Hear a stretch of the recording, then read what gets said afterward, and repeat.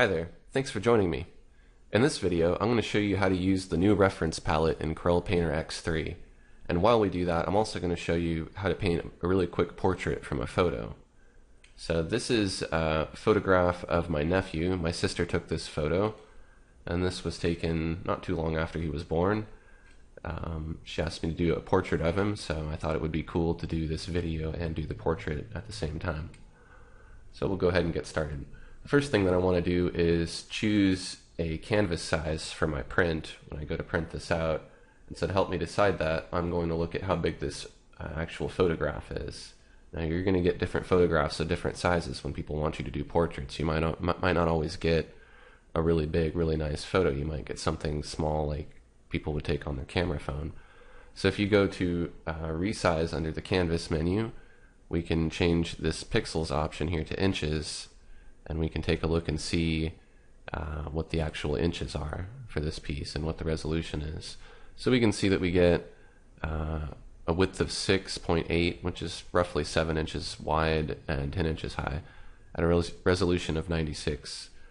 I think that we could probably get away with cranking the resolution up to 150, and we could probably also make the width 8 so that we can get a nice standard print size of 8 by 10. And then I'm going to go to File, New to create a new canvas here. And let's go ahead and set our resolution first to 150. You can also use 300 if you want. We'll set our height to 10 inches. Make sure you're working in inches here. And we'll set our width to 8.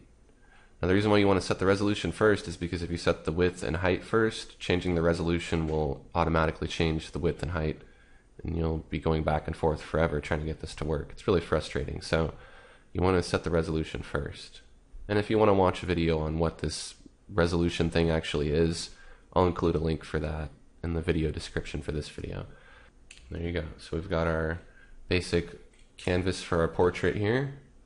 And to bring our image in, we can do it a couple different ways. We can just open our image into Painter, like so. I already have it open here.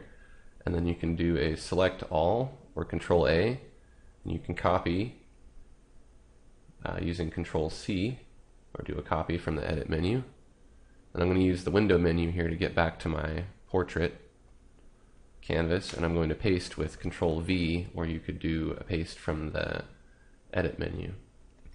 With our layer adjuster black arrow selected here, we'll just tap and drag to reposition our image in the center, and then we're going to tap and hold on this layer adjuster so that we get this sub menu, and we're going to take the free transform tool and we're going to stretch this a little bit.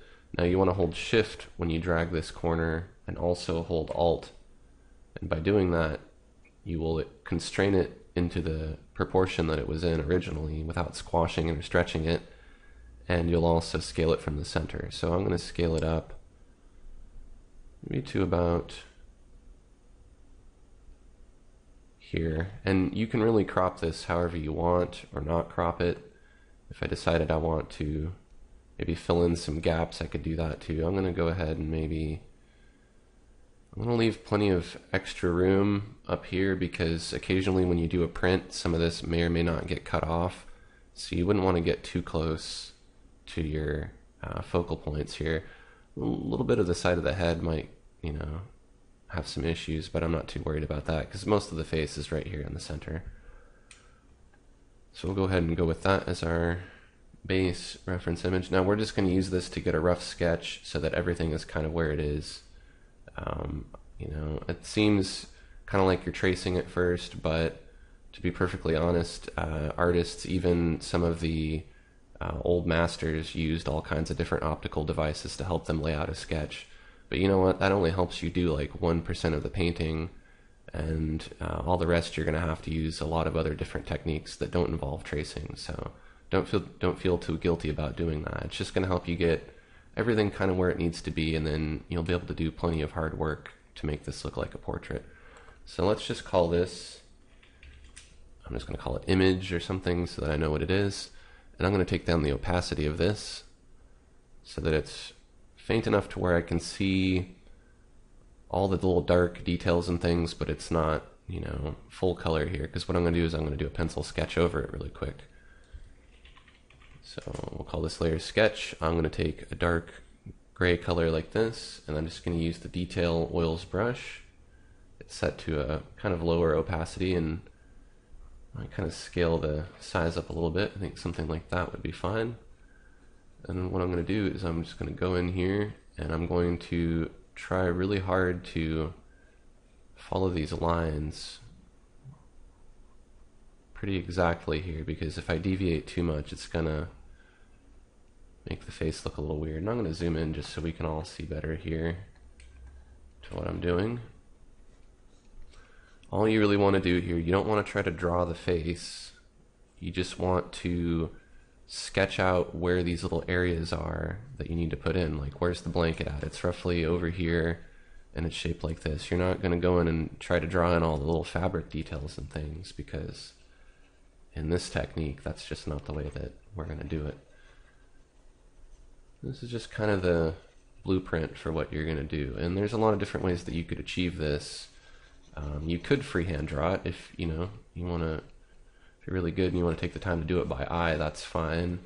And it will probably not be photorealistic accurate, but it'll still look really good. And I think art is, you know, some art is really good that way when it's not too realistic. And when I paint, I definitely try to add some stuff to it to make it not look like a photograph. But you know, you could also make a grid over your photo, and then make the same grid over your canvas, and you could transfer it that way. That's a good way to do it. But I find in the end, most of these techniques all produce about the same result if you're just going for a sketch. So why not just choose the fastest method? And we're working in digital art here. We're not working with a pencil or with oil paints. So this is kind of the way you're supposed to do it. But, you know, really any way you want to do it is fine. That's the good thing about this program. It's very versatile. So I'm really just going in here. I'm being pretty accurate, but I'm not going too overboard, because I'm going to have my reference image up, so I'll be able to see all these details. Just want just a loose, not too loose, but loose rough sketch here that encapsulates all of the details in the painting. Occasionally I forget things, or I don't see things initially, so I try to be really careful to just kind of scan it all over really well a few times and make sure that I got everything. All the little creases and things. It'll just make them easier to find later. You want to indicate a little bit of the shadow areas just by kind of giving them a little bit of shading. I'm kind of indicating that here on the eyelids, the contours of those, and then you can't really see the eyebrows, but there's a little bit of indication where those would be. Kind of do his nose here. Not trying to draw in lines like a cartoon or anything. I'm just kind of scribbling here, just doing some little loose, sketchy stuff.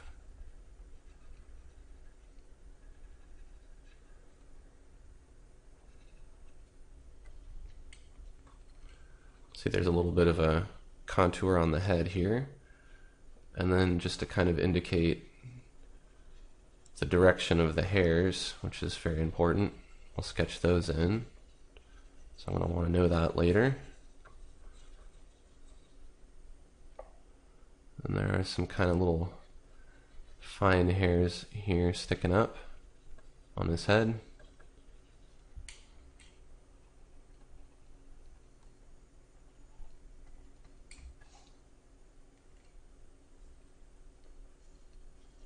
And it seems like I forgot a little bit there. I'm not really quite sure what I will do with the background yet, if I'll make it this blanket or if I'll make it something else. I might just end up doing it solid just to make this video a little bit shorter. And oftentimes It's good to be able to cut out a background. You don't always necessarily need it. I don't know that I'll do this airplane pattern on the outfit either,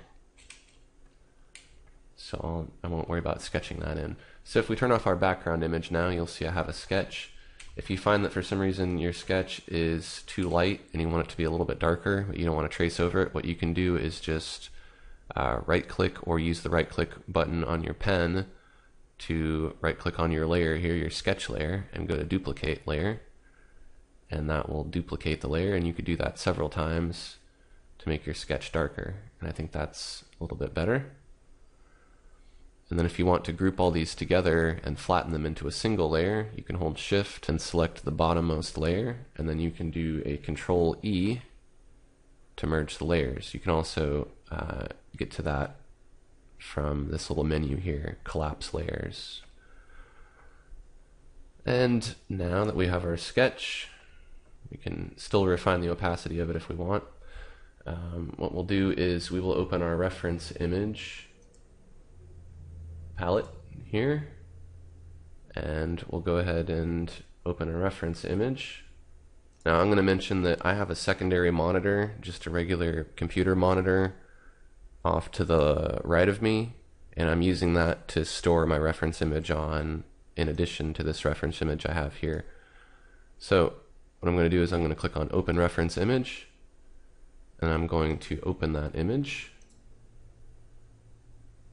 Now I've got my image loaded in my reference palette here. So I'm going to make a little room for it by readjusting my layers palette here.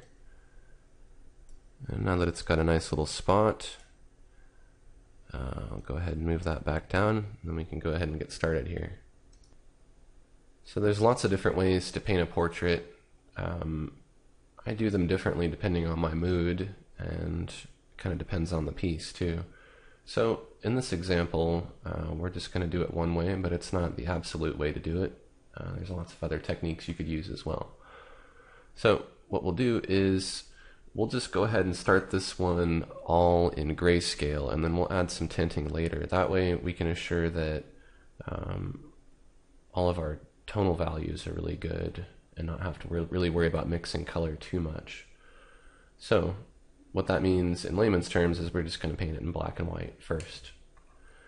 So what we'll do is we'll make a layer here, and let's call it BG for background, and we can pick just any kind of color. It doesn't really matter. I'm just going to pick something that I can see pretty well. Let's move our sketch layer also above all our layers by dragging it, and let's set the blend mode to multiply. That'll make sure that when we paint now, our sketch will always be on top of what we paint. So we'll always be able to see our sketch. So on this background layer, I'm just going to paint in the background here, not counting the blanket. The blanket will be kind of part of the foreground. I don't have to be super tight with this. I'm just going to kind of block it in because we're going to smudge all of this color around. And I think maybe we'll do some of this here.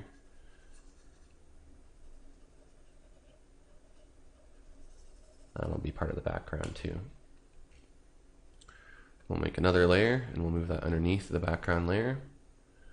And we will call this skin. Just picking another nice bright color. What I'm going to do is I'm going to put on all these different areas. I'm not really going to worry about what color they are. I'm just making it obvious colors, and then I'm going to go in and fill them later with some gray colors that are more appropriate. So this will be the skin area. Again, the skin's not going to be blue, obviously. I just want to be able to see easily what I'm painting while I can still see the sketch at the same time. So anywhere there's skin here, just to make it easier on myself, I'm going to put all this skin on its same layer. Don't worry if it's a little sloppy, because like I said, we're going to refine it a little bit. This is the quick and easy way. You could spend all day being really nitpicky on details, but you won't be able to paint things very fast. And I think part of being a good artist is being an efficient artist and being able to get things done without being indecisive.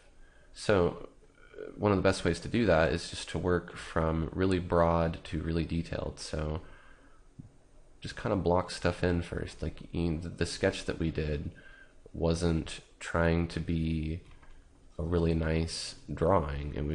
It's just a sketch, and I'm just using it to help me keep things in the right place. So we've got the skin. Let's do another layer underneath that, and we'll call it clothes.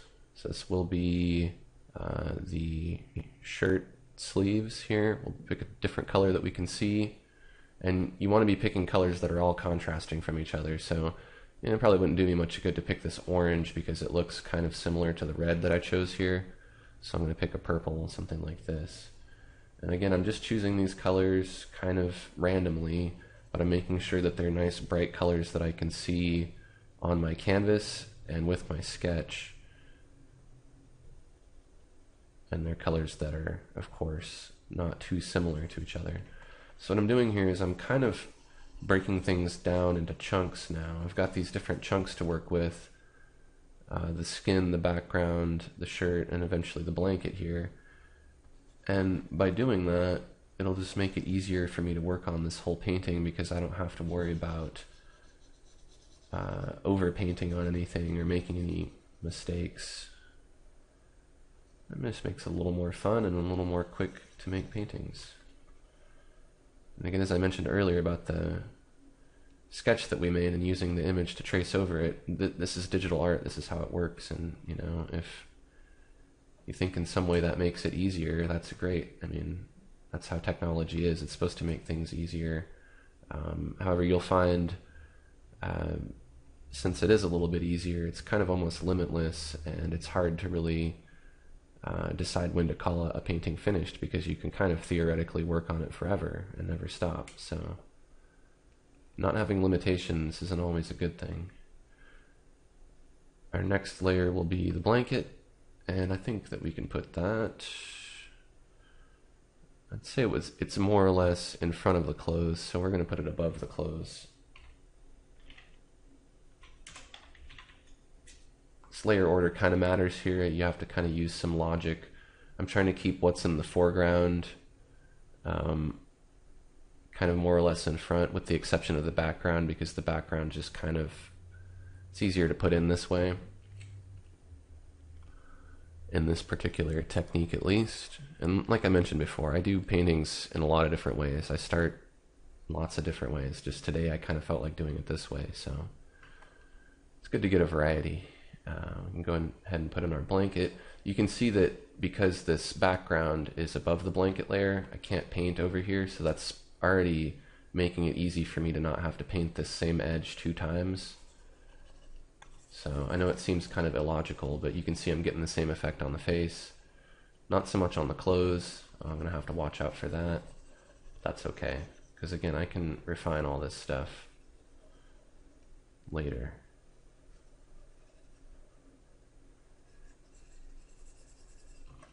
But you can see having arranged these layers this way just made it a lot easier. It's saving me some steps here, having to repaint stuff. And I didn't pre-plan any of this. I honestly just decided just to make this video and go for it. So that shows you how much I think about things on the fly right before I do them. And you kind of have to do that. You have to be a few steps ahead of yourself before you start painting, and plot out things like this. Think about where you're going to put layers ahead of time. Put them there strategically to save yourself some effort. So now we have this really psychedelic looking baby here. And you're probably wondering how we're going to make it look more like this. And of course I will show you that in just a minute. So let's pick a background color. I'm going to say for now it's probably going to be more flattering to have a darker background because the skin color's lighter and the blanket's really light. I don't have to keep the blanket that color, but I think I will, and I think I'll keep the shirt this color too. So the background I think should probably be dark, and we want to make it something that's going to be complementary to the piece. So I think maybe a darker color like this dark midnight blue would be good. So I'm going to approximate what I think that color might be down here in the color picker. When I'm picking dark colors, I usually go down and to the left. So darker colors are usually more desaturated, and of course they're darker in value. So I'm going to try that as a color. Just going to use my custom scratchboard tool that I've been using here. And I want to turn on preserve transparency so that I can only paint inside of this red area that I predefined. I'm going to fill all that in, go to the blanket layer, and I'm going to try to find that blanket color. You can of course sample colors with your color picker here, but I think that's okay to do if you aren't really comfortable picking colors, but I think it's going to do you a lot more good as an artist to not use this color sampler at all here and just pick these colors by eye, because it's not that hard. Watch. Okay, this color right here, right in this area, I'm going to try to pick this by eye. So what I'm going to do is I'm going to find the hue first, and it's kind of a light blue-green, something like this. And I'm going to find either the saturation or the value. And let's go with the value. That's pretty easy. We know it's a light blue. And then how saturated is it? Is it gray or is it brighter? I think it's possibly somewhere in the middle. And then I think the hue needs to be shifted a little bit more towards green. Maybe our color would be something like that. So we have 211, 67, 227. Let's see what this gives us when we sample it. That was totally way off, but I bet you anything, if we put those two colors next to each other, let's do it somewhere here where we can see it, like on the background. Now let's get the color that I thought I was picking. Not really too much different. And probably somewhere in here it's more green, and then in some places it's more yellow, and in some places it's orange, and in some places it's blue. So that's kind of my overall perception of what color I think it is. I feel like it's overall a little bit green. So that also raises another problem. If you think you're kind of looking at this overall green color here and you sample over here, you're not even necessarily going to get the color that you want. You're going to get one of these pixels, and depending on where you click, you're going to get all kinds of different things. So if you want kind of a rough idea of what color you're going for, use this to help you. But otherwise, I think you should just try to pick color by eye. So in this video, I'm going to do that. So we'll go to the blanket layer. I'm going to pick my blanket color. And you can change these colors too. The blanket doesn't have to be this color. I can make the blanket pink or leave it bright green if I wanted to. But I'm going to go with this kind of seafoam green that I see here perceptually.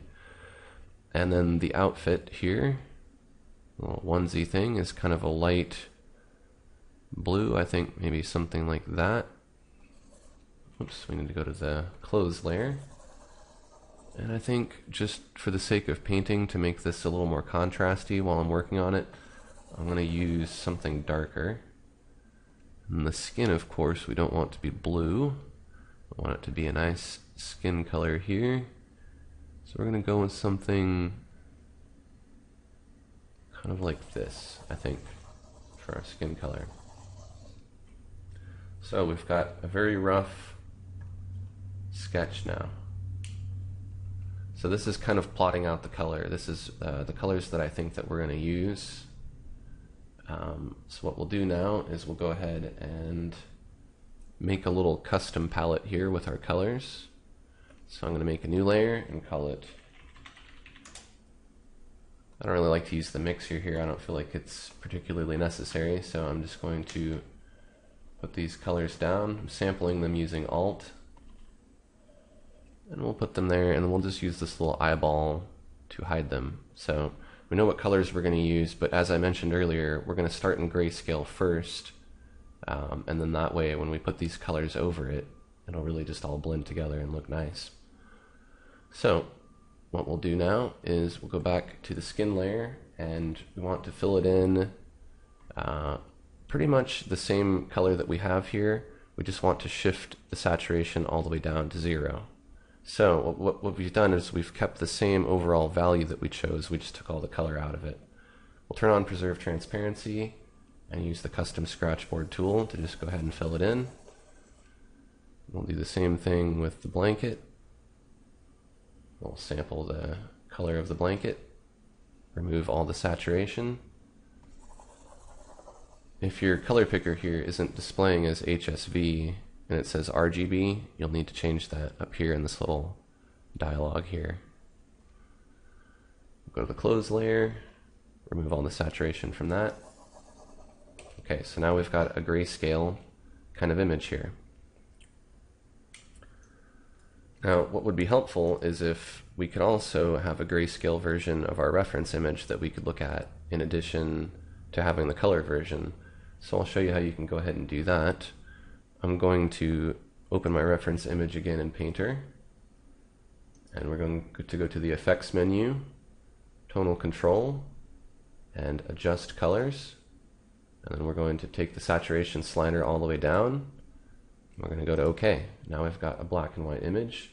And then we'll save that as a file, and we'll open it here in the reference palette.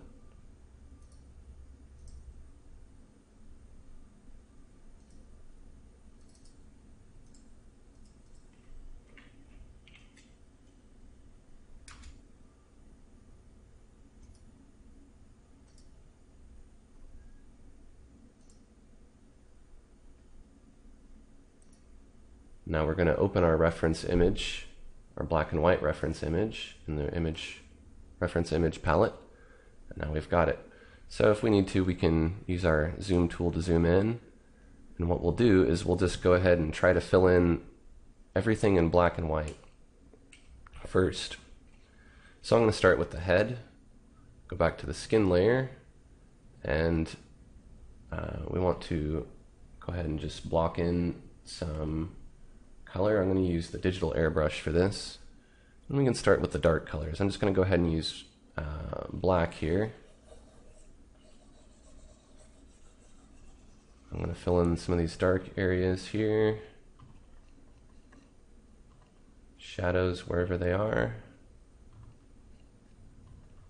So what I'm doing is I'm kind of trying to ignore everything else in the painting, and I'm just letting my eye focus on shadows for now. So anywhere that I see darker area, any color that's darker than this base color I have, I'm going to put a shadow. I'm looking at my reference image the whole time here while I'm painting, looking back and forth.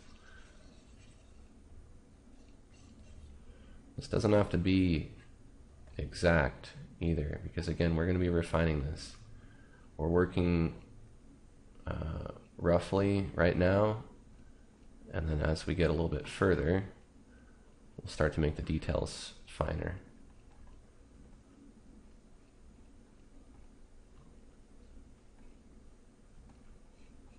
Some shadow down here. And you can feel free to use your imagination here. If you want to change things around, and you feel comfortable doing that, do that. Reshape people's faces and add lights where there's not lights already, and change the color of things, change the expression on someone's face. You know, you can do all that stuff if you want to.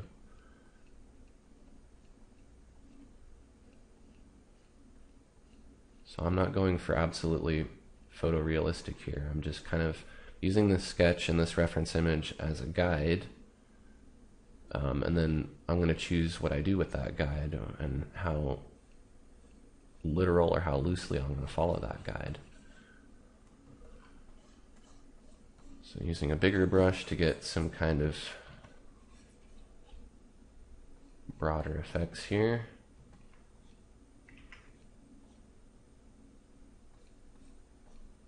You can see it doesn't really take much to start to make things look kind of three-dimensional.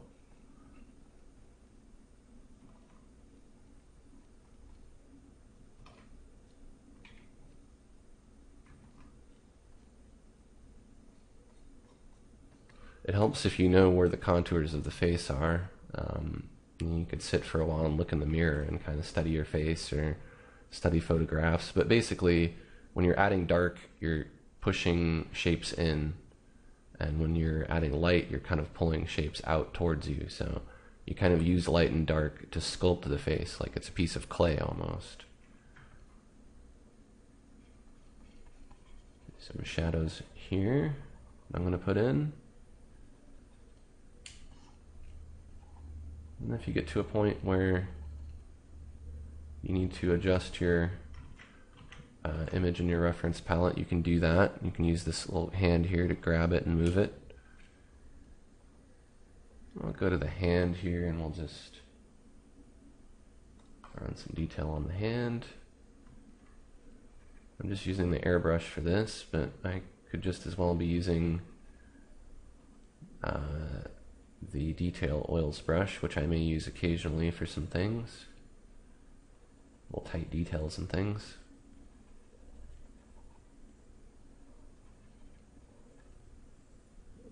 I'm just focusing on the hands. Again, I am only working on the skin layer, so I can't really paint off of it if I wanted to. But I'm just making sure that I just focus on one thing at a time and don't try to think about the whole painting just yet.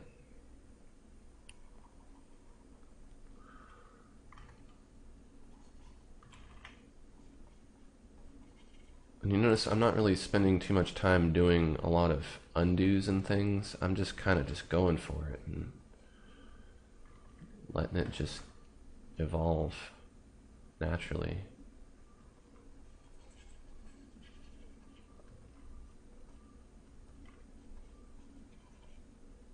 It's that organic look that makes artwork look really cool, whether it's digital or not, I think.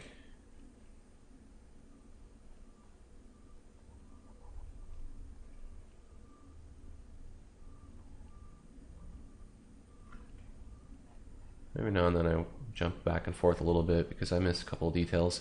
Moving this box around really helps, and in fact if you zoom in too and you really focus on specific parts of the face, it'll help you really get in and refine that. Sometimes it's good to look at it from close and sometimes it's good to look at it from far away. If you want to zoom out, you hold down the control key here.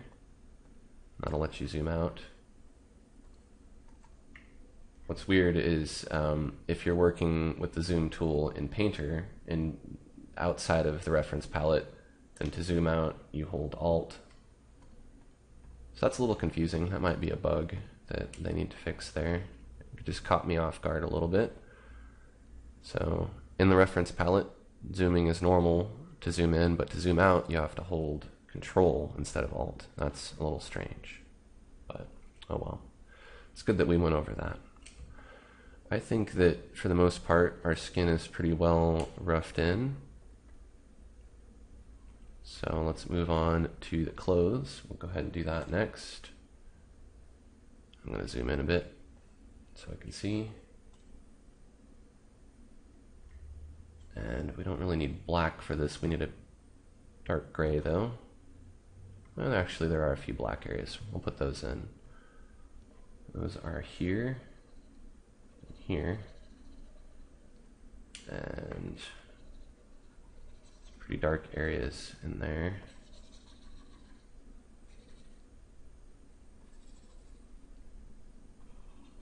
And maybe in there. And then for everything else, we'll go ahead and just use this dark gray here.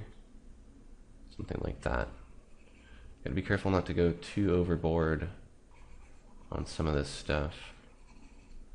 Want to have the right amount of contrast. We're kind of working this way in black and white so that we can get this component of the color correct, just the value. And then when we go and we put a tint over it, like a hue here, it should look pretty good. It should look more accurate than if we were to just kind of guess. But I don't always paint this way. Sometimes I just pick the color first and go at it that way. It just depends on how you feel like painting at the time.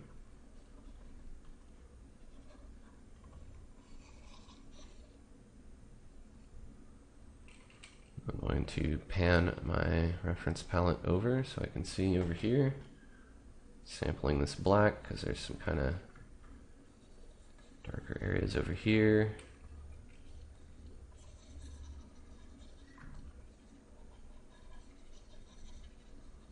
Something like that.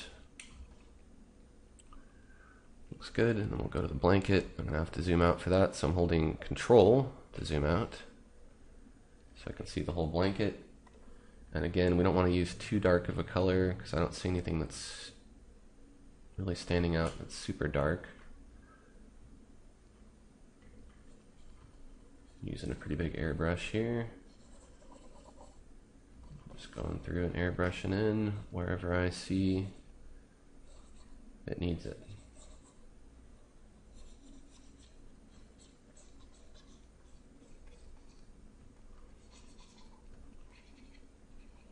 varying my brush size so that I can get really tight edges and really soft edges without really having to stress too much. I'm using a keyboard shortcut, which is holding down Control and Alt and then dragging the size of the brush that I want by tapping down with my pen. When you let go, that's the size of the brush you get. It's pretty helpful. Some kind of shadow area there.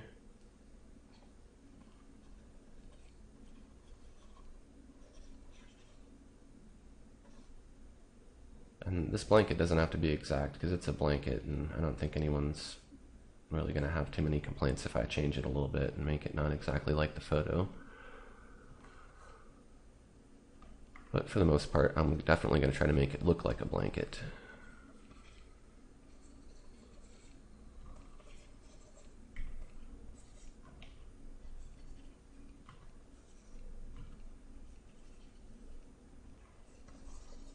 And I think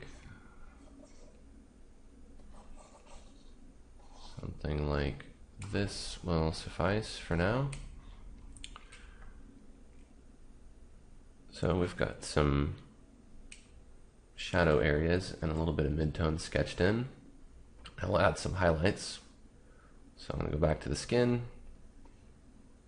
I usually kind of just try to focus mainly on the subject of the painting. So if it's a portrait, you probably want to concentrate more on the face and spend the most time painting on the face, because that's what people are going to look at the most. So we will use a lighter color now. You want it to be lighter than this base color, so anything lighter than that. I don't want to go too light though. Don't use white.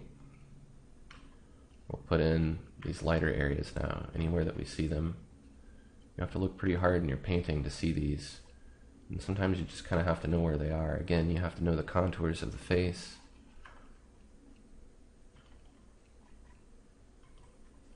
If you have multiple photos, that could be helpful for you to figure this stuff out. But it's good to use your imagination here, because sometimes you're going to have to. And there isn't much you can do about it if you don't have all the details. Your mind's going to have to fill it in. I find that happens to me a lot. I don't always get ideal photos and I have to guess, but it's an educated guess if you've painted a lot of faces.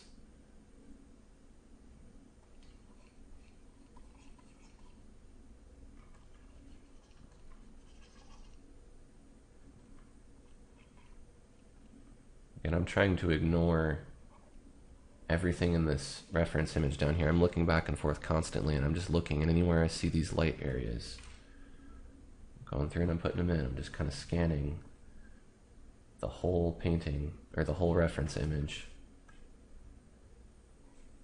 like a computer would, just going through, just scanning it bit by bit, and looking at different areas and comparing one area to the other, and I just kind of have to do it that way. I think that's pretty good for the face. We'll pan down to the hands now and put in some light areas on the hands.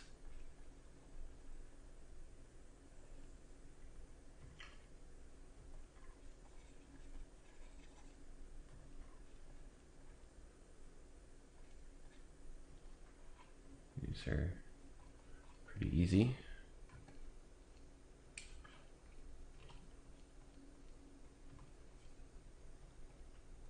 And it's alright to be really loose with this. I mean, I really am just kind of just blocking it in. I mean, I'm not going too far off, but I'm not spending 5 minutes doing one little area. I'm just kind of putting it in. Once this rough stuff is all done, all you really have to do is just tweak it just a little bit, and it'll all really come together. A lot of the image, you have to consider the quantity of soft and hard contrast. And if you look at this from far away, these sharp areas, these really sharp pointy areas where you can see like these creases in the blanket and the edges of the shirt and all these things and the eyelids, those all have to be sharp. But everything else, like this hair and this background and most of the blanket and the skin, that can all be pretty blurry. So there's no point in really doing a lot of tight little details on that kind of stuff. You're just wasting brush strokes. So if you do the vast majority of the detail, which is all rough first, then you really just have to go in and just kind of, refine it a little bit, add a few little lines here and there, and then there you go. You've got a finished piece that's going to look more painterly rather than like a photograph that you just, traced over. So I'm digressing a little bit here. We'll go to the blanket and add some light areas to that. So I'm going to go ahead and go almost to white here because this is a pretty light blanket. And on the areas of the blanket that stick out the most, I'm going to add these nice highlights to make it pop out.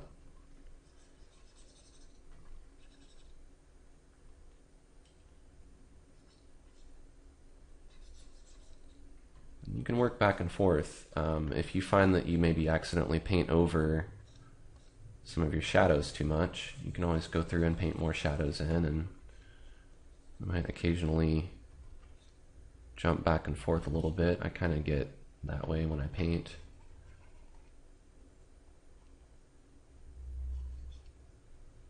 I think something like that is good on that side.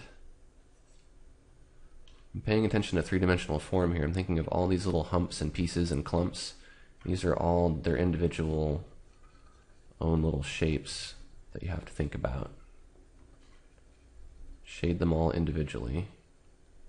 Don't think of this blanket as one big thing because you'll just end up just making it look flat. It's really a bunch of different blanket shapes kind of clumped together.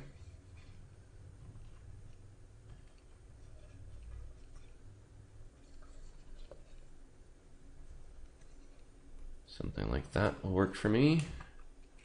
Go to the close. And we can stick with this white. I don't think that'll be too detrimental. I'm just not going to push down very hard with it. Doesn't look like there's really much to do in the way of highlights on these clothes.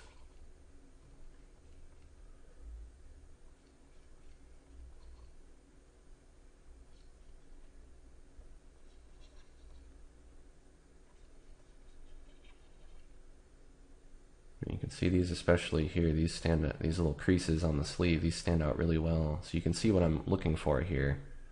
Just picking these out, putting them in.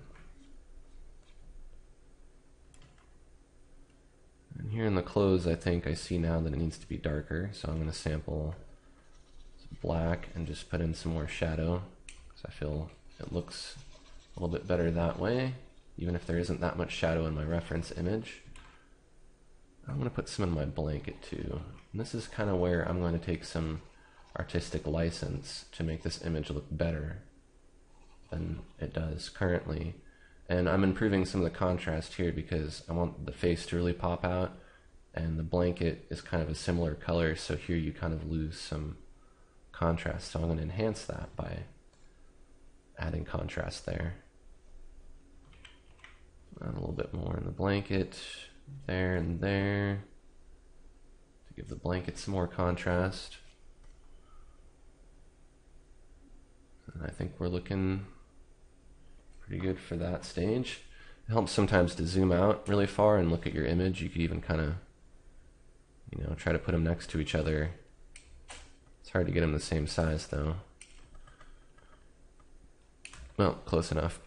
Put them next to each other and see if it looks pretty good from far away. Chances are you're on the right path. If it still doesn't look anything like the photograph when you zoom out, then you need to add some more detail.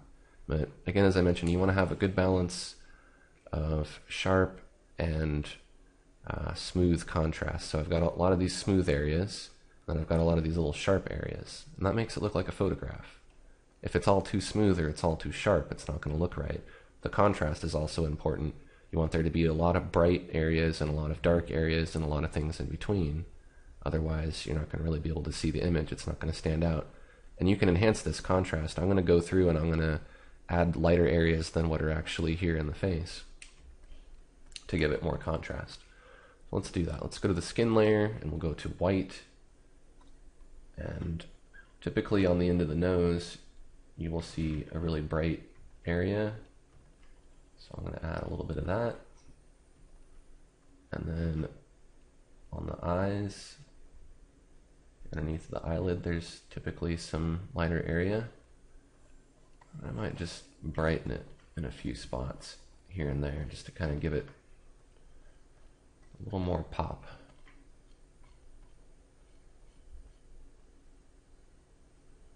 Something like that.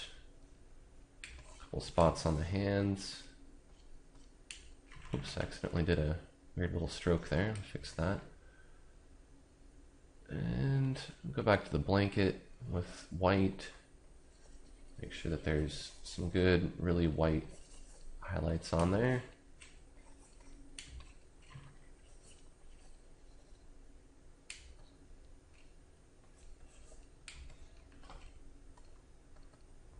Okay, so we've got everything roughed in. Now we can start to refine it and get it all looking the way we want. So I know we colored this background in earlier blue, but let's go ahead and just, for the sake of things, let's make it black for now. So we're just going to use the paint bucket, have this background layer selected, preserve transparency.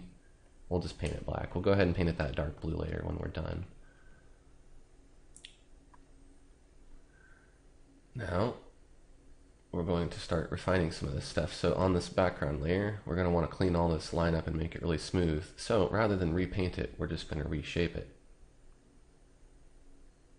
So what we'll do is we'll go ahead and flatten all of our layers together. I'm going to turn my sketch layer down a little bit more, go to the background layer and hold down Shift and then select the close layer. And I'm going to do a collapse layers or Control E. So that put all of our layers now together on a single layer. So we don't have any more separations, but that's okay because we're going to kind of fine tune this a little bit. Let's go ahead and just turn off our sketch layer for now, and we'll call this art just to give it a name. And on this art layer, we have our single layer now. So rather than repaint this line or erase it, we're going to use a distortion tool to refine it. So we'll use the pinch brush, first of all, and what the pinch brush does is it sucks pixels in towards its center. Now, I have another video that kind of goes into more detail about how and why that works, and you can watch that, but I'm just going to skip that in this one so that I can make this short. So I'm going to use the pinch brush to paint along these edges here, and I'm going to refine this edge and get it nice and smooth and resculpt it into the shape that I want.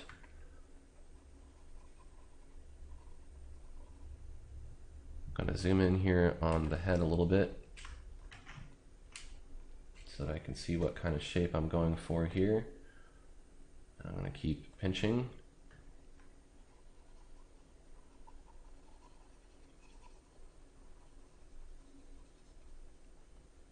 It's kind of up to you to decide which point you're going to flatten your layers, or if you want to flatten them at all, but this just makes it easier to work on everything because I can go through and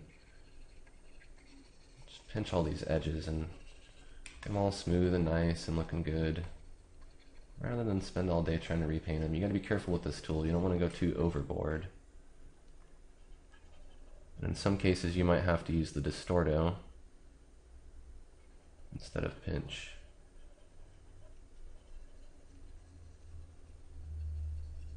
I'll show you that when I come to one of those places, which shouldn't be too long from now.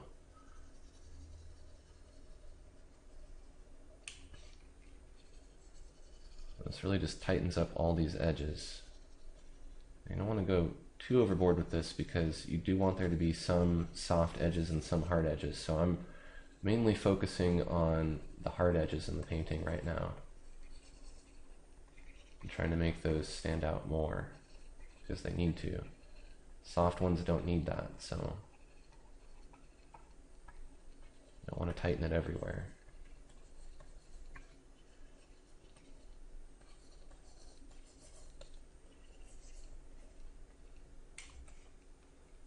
Do a little bit on the face, anywhere that it might need it.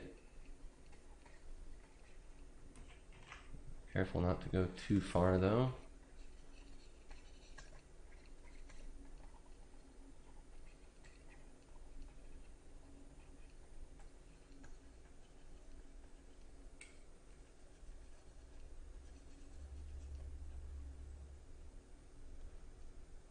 magic touch with this brush. But once you figure out what that magic touch is, you can really kind of get any kind of shape you want. So we've firmed up some of our shapes. I think I'm not exactly too happy with the side of this face here.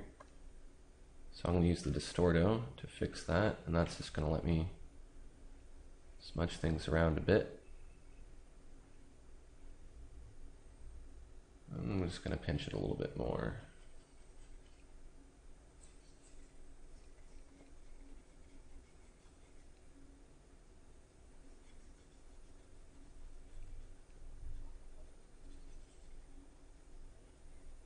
Trying to get it to look the way I want, which is maybe more like this. We'll zoom out, and if we got something that looks even more like a photo, we're looking good. Notice that I missed a spot here. Fix that a little bit. And there we go. So now we're going to do kind of the opposite. Anywhere that we need to soften the contrast, we're going to do that. So I'm going to zoom out, holding Control and using my magnifier so I can see the whole thing. And I'm going to use the diffuse blur to blur some of these edges so that they're not so tight. And we want them to be kind of tight, tighter than they were, but I don't want them to be too sharp. So if this is to look like a photograph or to look like someone visually, there's going to be a certain amount of focal depth, and your eye tends to make things blurrier when they're further away.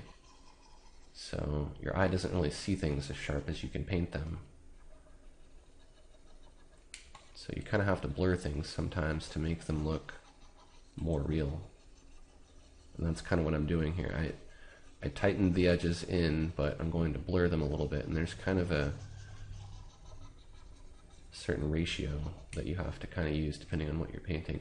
I could blur this stuff really, really hard and make all the detail go away, but I'm not. I'm doing kind of smaller blending, so that I'm just kind of fuzzing it a little bit here and there, wherever I think it needs it.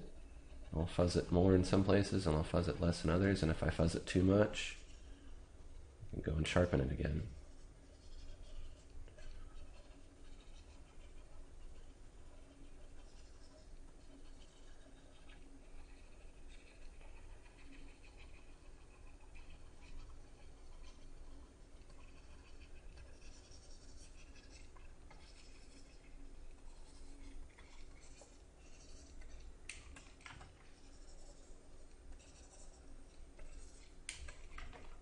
Blend a little bit of the blanket here. Make it look a little more like it's fabric.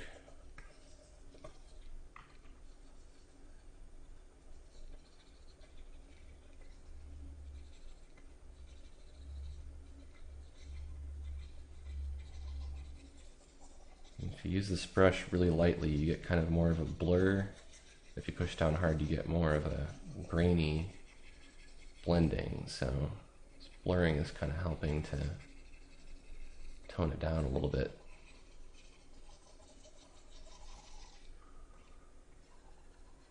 Do a little bit of blending on the face here to get it smoothed out.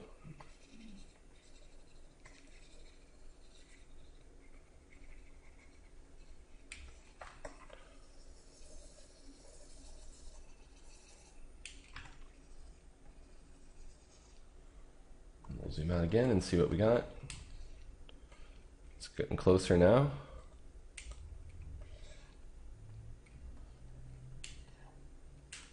So now we can continue kind of refining this.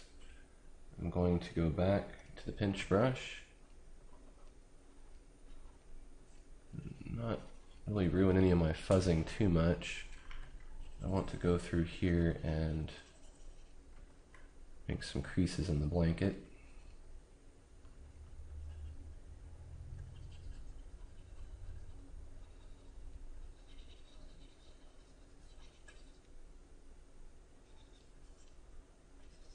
I'm just kind of focusing on the blanket at this point and not trying to, I'm kind of trying to avoid touching any other part of the painting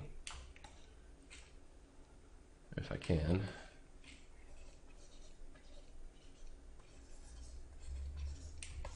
You can see this pinch brush works really well to make it look a lot like fabric.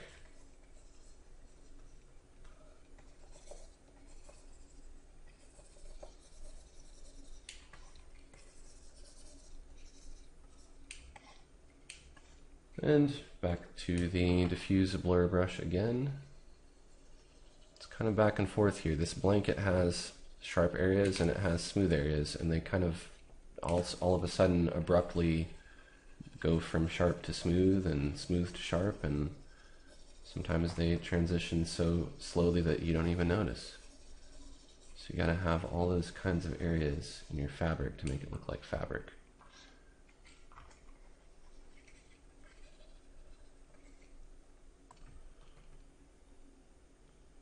I think that will work for now. So I want to throw in one more little kind of dark crease there. That helps quite a bit. Maybe down here too. Like I said, I work back and forth sometimes.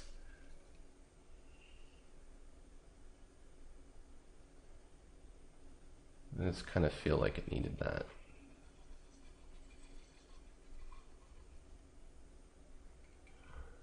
Okay, now let's add and improve some of the contrast on the face. So I'm going to use light and dark to separate the blanket from the face here, by doing the blanket darker and the face lighter. So I get an improved contrast here. And then I'm going to blend some of that. And you can see this is turning out to be kind of a long video, and you know, if you have to watch part of it and come back, you can do that, but it's not necessarily a quick process. It might be a little quicker than if you did it with another medium, but it's still going to take you a little while. Depends on how picky you are, or how picky the person is that you're doing the portrait for, which more often than not is generally really picky. So just going to add some more highlights where I think they should be. Again, I'm enhancing the contrast here beyond what you see in the photo, because I think it's helpful.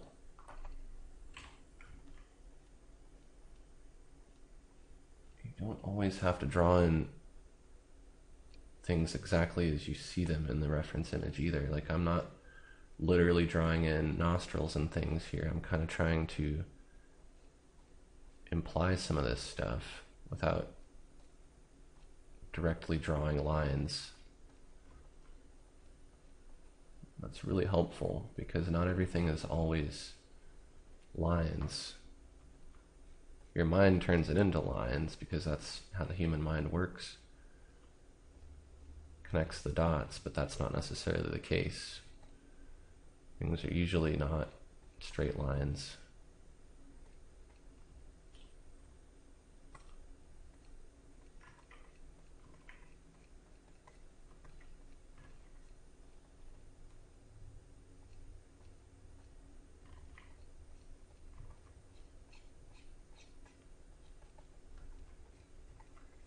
Again, it helps if you practice a lot and you paint a lot of faces. You're going to know how to enhance this and where to add this stuff. You're going to know where the face sticks out more. Where the face sticks out more and it's closest to the light, those are going to be your really bright areas.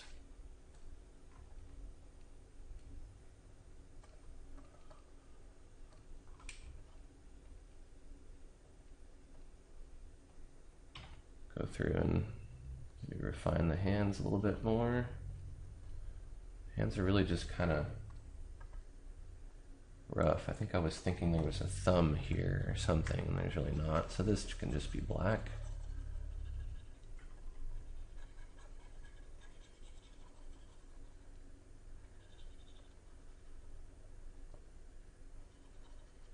can see, like I mentioned earlier, cleaning up these details and these edges and making it look really good doesn't take that much effort once you've done all this broad painting here.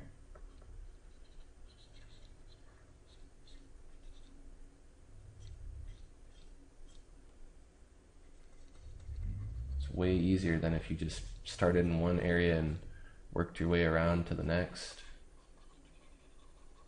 Little by little, you'd be pretty far behind at this point, I think. But I don't know. Everybody's got their own technique and lots of different ways to do it. This is just one, but I like it a lot.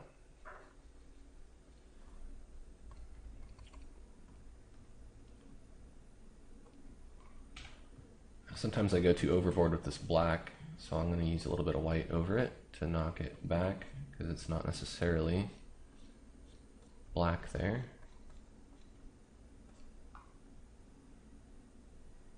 And put in a little more contrast here. We'll clean up these hands on the bottom. I'm just going to zoom in here so I can see it better.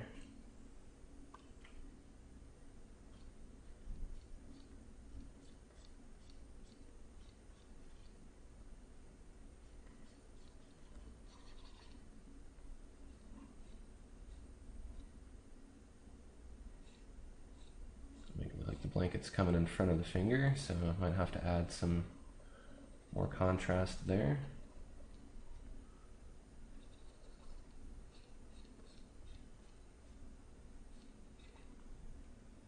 And maybe we'll put a little bit more highlights on the hand.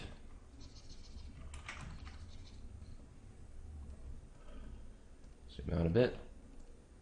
The clothes could use a little more contrast. Just give them a touch here to make it pop out a little bit more.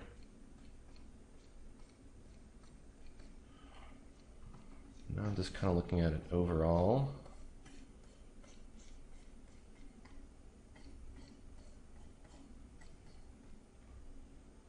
Giving it kind of a overall kind of tint.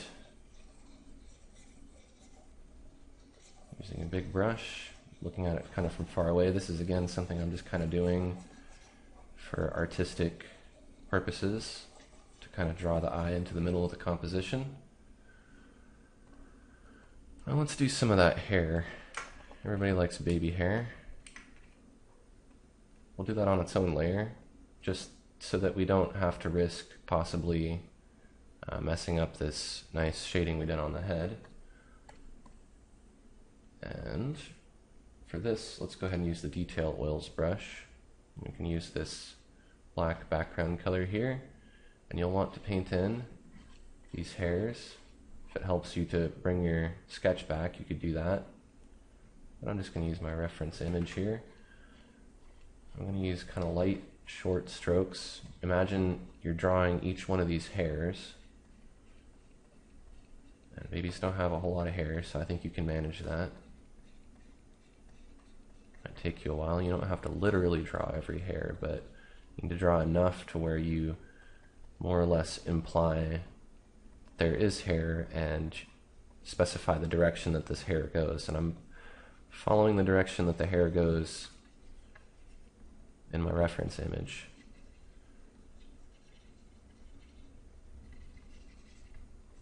You can see you don't have to do every single one, but if you do enough, it'll start to look pretty good.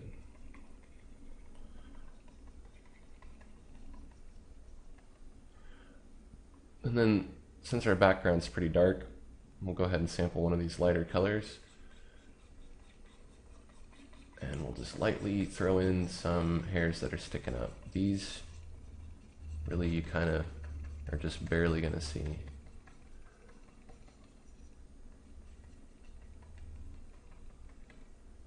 I'll even do some here on the head. Zoom out a little bit. Now we need to blur those. We don't want them to be too sharp. So let's go to the effects menu, make sure preserve transparency is not on for this step, and go to focus and soften. And zoom, pan here to where you can see your hair, and we want to blur it a little bit. I think maybe that's good there. Setting of 3. And now we've blurred our hair so it's not so sharp. Just kind of looking at it zoomed out again. So I think just for artistic purposes, I want to kind of blur things a little bit and make it look more like a camera. So here's what I'm going to do. I don't think we need our sketch anymore. I'm going to trash that. And this is our hair layer. I'm going to just merge that with our art layer by selecting both using Shift. I'm going to do Control E on my keyboard to merge the layers. We'll just call it art again. And I'm going to duplicate this layer by right-clicking on it and go to Duplicate Layer. And I'm going to hide the top duplicate layer. On the bottom one, we'll just call it Blur. And we're going to use that same effect from Focus under the Effects menu called Soften. And we're going to want to blur the whole thing. So get somewhere where you can see a good chunk of your painting. Set the setting to circular. Let's blur it quite a bit. Not this much to where you can't see anything, but kind of just where it gets a little bit blurry, like right around in here. It'll take a minute to do its thing. And when it's done, you'll have this nice blur. We'll go back to our art layer, turn it back on here, and we'll use a mask to achieve a kind of cool effect here. So we'll click on New Layer Mask, click inside this mask here to make sure it's selected, then use your paint bucket with current color selected, and we'll use black and we'll paint, and all of a sudden your layer has disappeared. So what's happened is, since we've used black and set the mask, it's hidden temporarily that layer, and the only way to bring it back is to add white. So if we add white, we're going to bring focus into certain areas essentially. So we want that focus to be central and on the face. So I'm painting with white inside of my mask, and you can see I'm bringing focus back to the face and hands. Now I only want there to be that much focus. I want everything else to be super blurry, like it looks like a photograph. So I'm going to stick with that, and then I'm going to merge these two layers together using Control E. And there you go. We've got a more photographic looking image here. Now we will add some tinting to this. So we can bring our color palette back, and we can hold down Alt to select our color that we were going to use for our skin. We'll make a new layer. We'll call it Skin. This will be for our skin color. And we'll make the blend mode a multiply. For all of our tints, they're mostly all going to be multiply. And like before, you can be pretty loose about this, but try to get the skin color on the skin layer and don't get too much on the blanket, because that's just more you're going to have to clean up. But you can see magically, all of a sudden, this looks awesome. The tint of the hue blends with all the value that you already put down, so magically you get this kind of three-dimensional effect. And this is, this is how some of the old masters painted with traditional mediums. And it's a way that you can work. We'll make another layer, and we will call it Clothes, and we'll use our sample color here. The reason why I picked colors, oops, we need to make it a multiply blend mode. The reason why I picked colors ahead of time was just to kind of show you what was in my mind as far as what I was going to do. And it's good to have an idea of what colors you're going to use, and maybe put them down before you start painting and look at them and make sure that your painting is going to look good in that color scheme before you really get too far into it, because that'll help you make some other decisions later.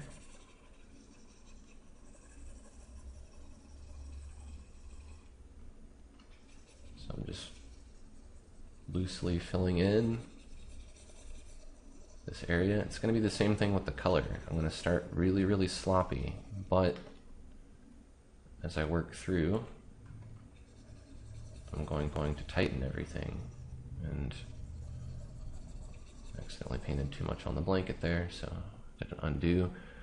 Go to the next layer. We'll make a new layer for that. We'll call it blanket. Oops, that didn't take. And we'll use this seafoam color.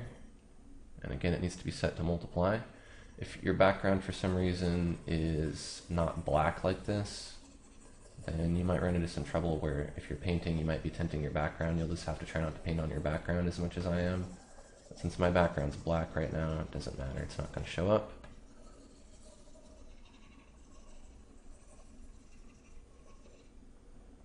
Okay, so we can delete our color palette now. We don't need those anymore. We've got our colors established that we're going to use. So now let's just clean them up a little bit. Let's go to the skin layer. We'll use pinch, and I see there's some spill over here. So I'm just going to kind of clean it up using the pinch brush rather than erase it. If erasing it's easier for you, just erase it, that's fine. But I'm just going to do it this way because that's easier for me. So on the skin layer, we'll turn on preserve transparency, and now depending on what color you select here, you're going to either darken or lighten your image. Now if you pick a lighter color, what's going to happen is you're going to erase your tint, and you're going to go back to this gray, which we don't want to do. And if you go too dark, you're going to just tint it way too much. So you kind of have to find the right color here. You want to kind of start with your lighter base color by sampling it, and then maybe just kind of shift. Don't really desaturate too much, but you can kind of change the saturation. And I'm going to kind of brighten my color, put in some nice highlight areas.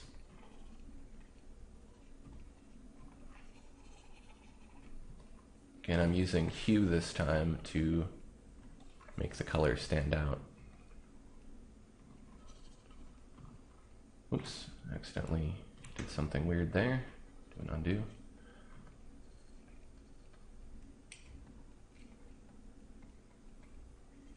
This is helping quite a bit to make things pop out. You can play around with your hue too. Get some red here and put in some red color. There's going to be a lot of red around the nose and the cheeks and the eyes. You gotta have that in there, because if you don't, people aren't going to look natural. You could really put it just about wherever you want, but you want to have a little bit here and there. A little bit of yellow and orange. On a baby, we probably don't want to use too much yellow, because that would look like the baby has jaundice. So for creative reasons, I'm not going to add too much yellow there. Maybe we'll add some orange.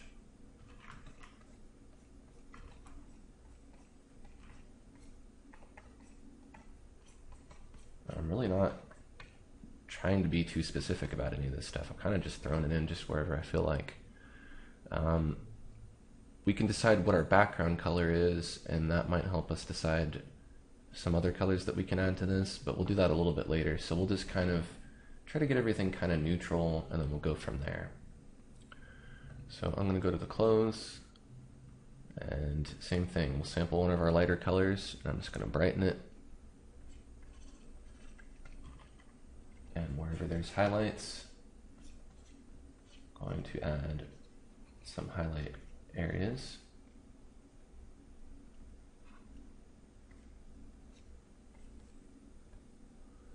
And we'll go to the blanket layer. It's okay in this case if this ends up going to white. So we can go ahead and just go over here to white almost.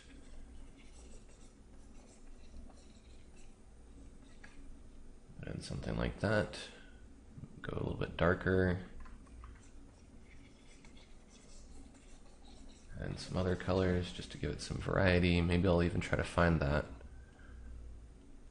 seafoam color that I thought I was seeing earlier and throw some of that in, since I feel like it kind of overall to me was that color.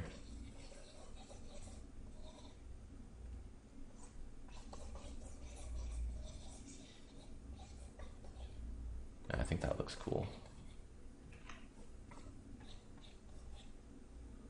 Up here, creatively, I think it needs to be more blue.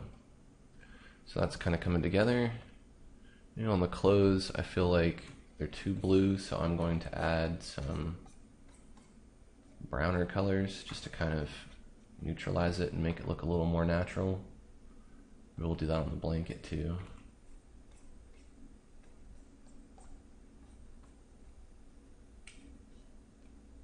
And if it helps, I know I probably should have done this a while ago. We should have loaded our color image here, but I didn't really want to follow it exactly, so that's why I haven't really been using it. But now if you really want to fine tune it and go in there and try to get these colors perfect, you can do that.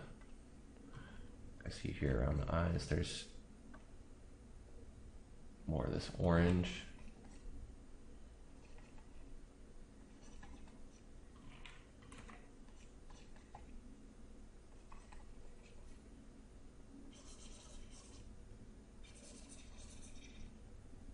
And we need some more of this pink on the hands and on the lips. A little bit more on the nose. Not enough to make him look drunk though.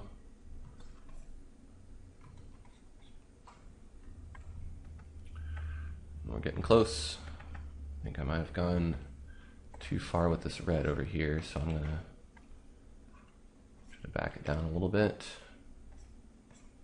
There we go.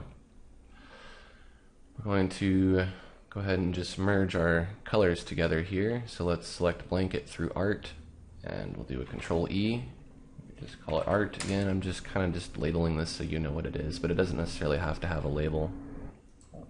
Now let's add another layer and turn off preserve transparency. Let's call this HL. This will be some highlights. So we're going to reinforce some of our highlights here. We'll take a really bright peach, almost white.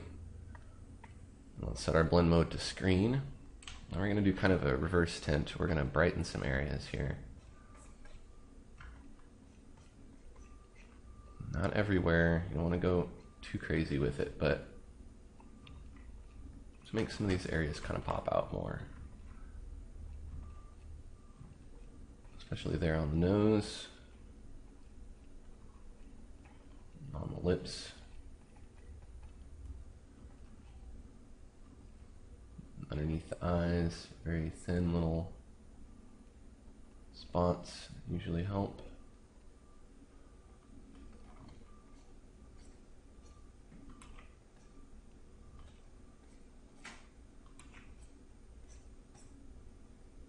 I'm just kind of trying to even everything out, get it looking good.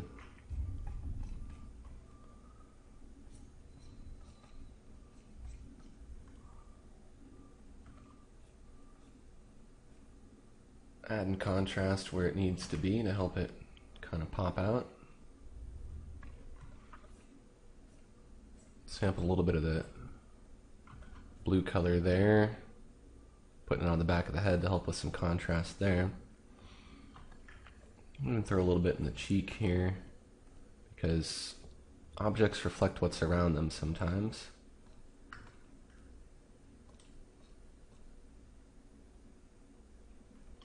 Put some of this outfit color on the blanket as well, and maybe some of the skin color on the blanket. Ever so slightly, not too much. We'll zoom out more, see what we got. Starting to look more realistic. I need to do some blending here, so let's go ahead and flatten our layers again by selecting both of them with Shift and do Control E. Rename it again.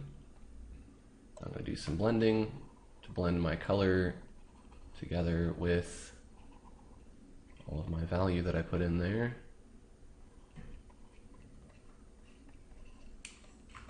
I'll blend this hair a little bit too.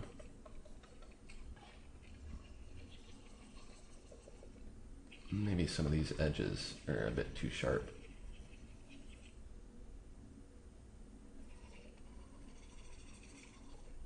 Just kind of fine tuning it a little bit here. I guess see there needs to be some more contrast here.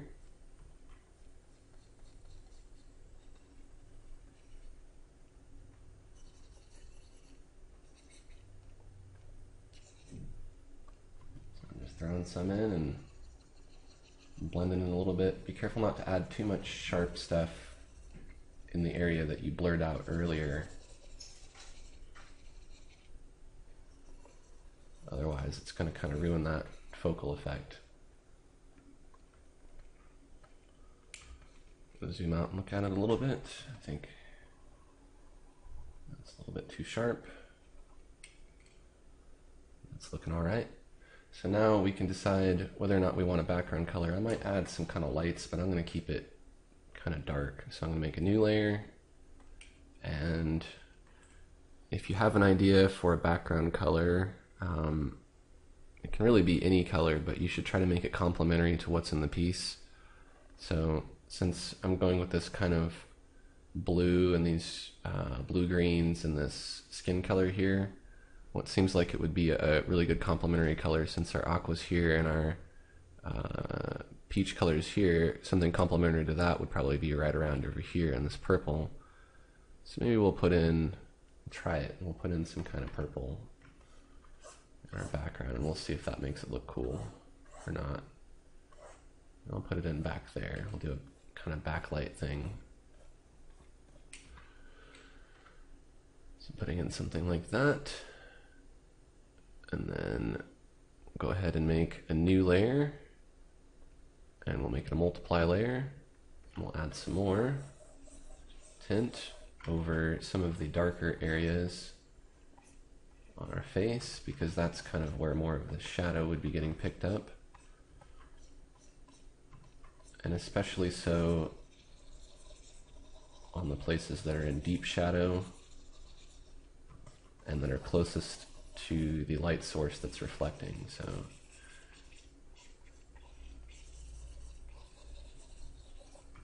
kind of add a little bit everywhere as well, just to kind of give it an overall tint.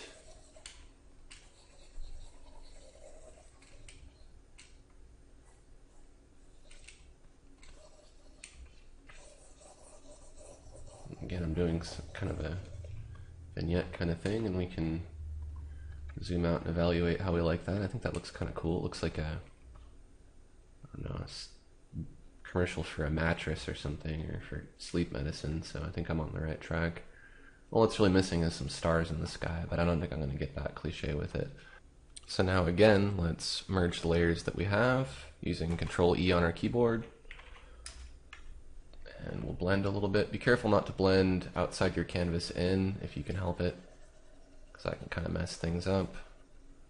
I'm just going to kind of blend this into the background a little bit more. That can kind of fade out to nothing. I maybe want to blend some of my blanket colors a little bit more. Let's add another tint just to have some fun with tints. Tinting really helps to unify your image by making sure that all your colors kind of have something in common. So let's try, I'm just kind of experimenting here. Let's try this kind of seafoam green color. I'm going to throw that in, and I'm going to back down the opacity to where it's kind of subtle. Maybe more like that. And then I'm going to use white. If I paint with white on a multiply layer, it's essentially just going to erase. So over here, a couple spots, I'm just going to erase. Now this before and after isn't really doing a whole lot, but it's doing something to kind of tint some of these areas here. So it's very subtle, but it definitely helps.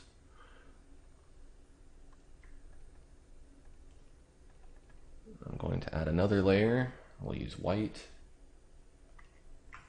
I'm going to just put in a little spot for the nose, because I always like to have a few little bright highlights on everything, just to kind of help it all stand out.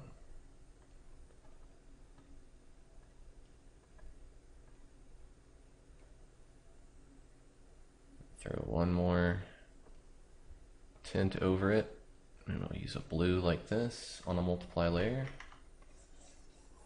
So I'm gonna tint the blanket a little bit. Like it's too light. I think I'm going for kind of a more like a nighttime thing now. I wasn't really initially gonna do that, but it's kind of started to come together that way, so I'm just gonna run with that now.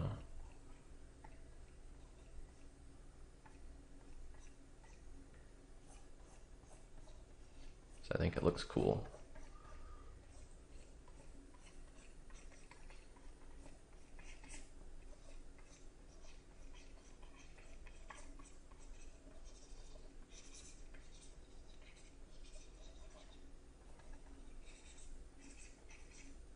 I do have a habit of doing things too dark and overdoing them sometimes, so I might have to bring some of this back.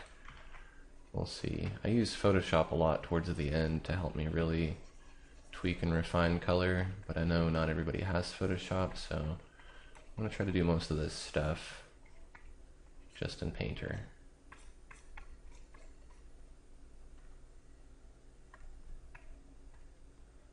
So I think what could help this piece is to add some texture.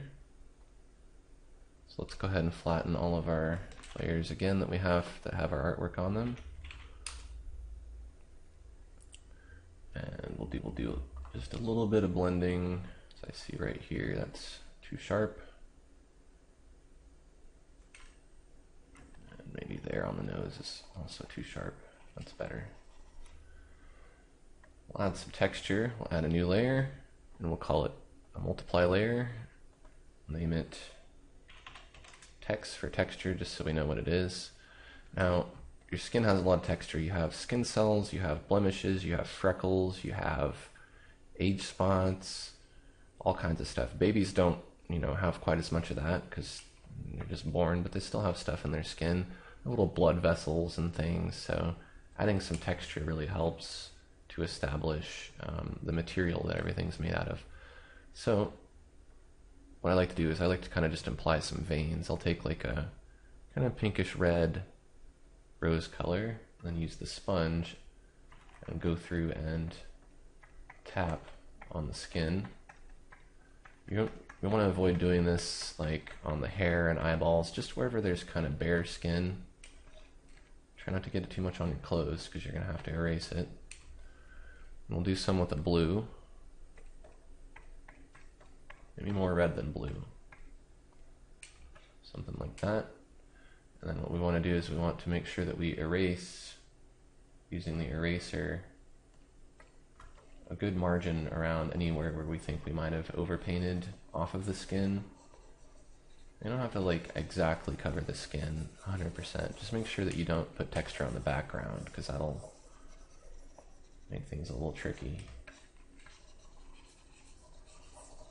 Okay, so I made sure that there's no texture anywhere else but on the skin for the most part.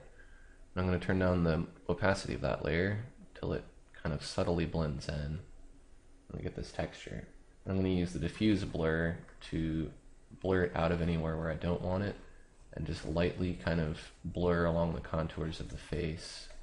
Very, very, very, very, very lightly blurring here. I don't want to overblend it because if I overblend it, I'll show you what will happen. I'm going to push down really hard, that's over blending, and it just makes it go away. So it's just really lightly blending on it, and you can see that really makes it look like skin. Why? Well, because underneath your skin there's a bunch of blood vessels that are in fractal shapes, which the sponge makes, and those fractal shapes are red and blue because your blood's red and blue. So sometimes knowing a little bit about science and anatomy helps when you're doing paintings. It's good to know your subject. Let's make another layer for the texture. We'll call it texture 2 or text 2. Let's put some texture on our blanket and on the outfit. So for that, we're going to use square chalk. The square chalk works along with the paper panel. We're going to click here in the papers panel and we're going to select gessoed canvas. Actually, no, let's do artist canvas. That's got kind of a fabric-y looking pattern. Go with something like that. Set our blend mode to multiply and we'll pick kind of blue color like this, and we'll see what we get when we paint. I think something like that will work. So I'm just going to paint over the blanket, Try not to press too hard. So you just want to get this texture here, and you want it to be pretty subtle.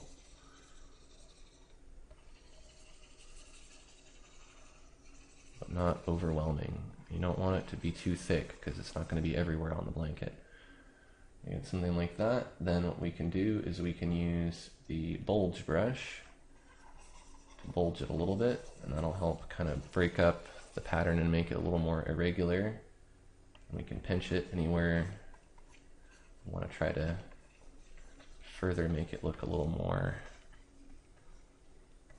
realistic. And then we can turn down the opacity of that till it looks a little more subtle. Let's do a third texture for the outfit here. Use the same chalk brush. Let's use a different pattern this time. Let's use this polypay wool. You might not have this brush. You'll have to get my workspace to get this brush, or this paper I mean, or you'll have to download the Corel Painter extra content from their website. So we'll have to make this a multiply blend mode as well. And then just kind of decided that I want to use this texture just to make it clearly different than what's on the blanket, because the blanket texture in the photo and the shirt texture in the photo are pretty much the same. And I just want to change it up. I'm going to turn down the opacity of that to where it's just subtle, and now it looks like it's maybe a different kind of fabric. And now I think really if I were going to call this finished, I would probably spend another few hours really going through and like tweaking a lot of these things to really make them super perfect. But for the sake of this video, I'm just going to kind of do an overview, and I'll probably will work on it a little more and then put a link in the video description of the finished piece so that I don't make you sit here forever and watch this thing. I do notice one thing here that I need to do. Didn't really indicate too much of an eyebrow on the other side, so I need to fix that. It doesn't have to be literally an eyebrow. You don't have to draw on a line or anything. You just kind of a little smudge there. Because in this photo, it's not really like super in focus. Maybe not even that much, actually. It's better. So let's do some overall enhancing. I'm going to select all my layers and just merge them again. We can delete this image layer. This is just our reference. We don't need that. And let's play around with some stuff. Again, this is better to do in Photoshop, but I'm going to try to do it here. It's a little trickier though. We'll go to Effects, Tonal Control, and Brightness and Contrast. And we can play around with the contrast, and we can play around with the brightness. What we'll do though is we'll duplicate our layer first, kind of like we did with that focal effect that we used earlier. Go to brightness and contrast, and then we can feel free to pump these settings up and do what we want without really hurting anything. I'm going to try something like this. So we have this separate layer with our setting here. Because as of now, this is probably going to print out really dark, and you know, sometimes when I'm painting I don't notice that. So I'm going to brighten it a little bit, and then I'm going to change this blend mode to, let's say, screen. Try overlay. No, screen looks good. How about soft light? No, screen's the best one. Okay. Then I'll just kind of back it down till I've brightened the image sufficiently. And if I want, I could even create a mask like I did before. Fill that mask with black. And go back in with white and the airbrush. I can airbrush in a light area here.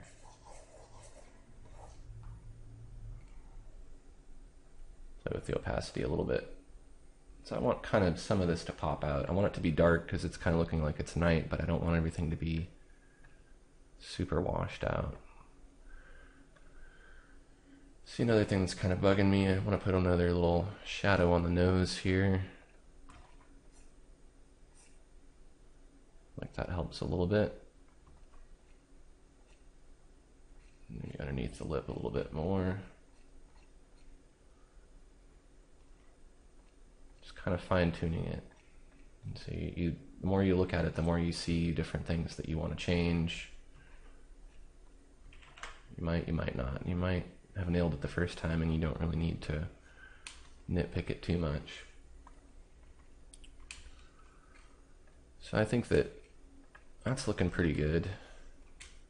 And it's not absolutely perfect, and it needs a little bit more work, and I'm going to put some more work into it. But that shows you kind of how I got started and how I plan to finish.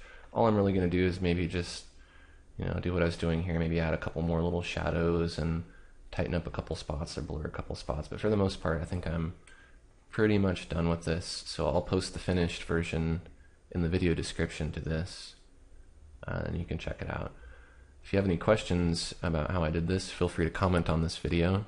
If you found this information helpful, take a quick second to like this video or share it on YouTube or Facebook, and that'll make it easier for other digital artists out there to find this information. Thanks for watching, and stay tuned for my next video.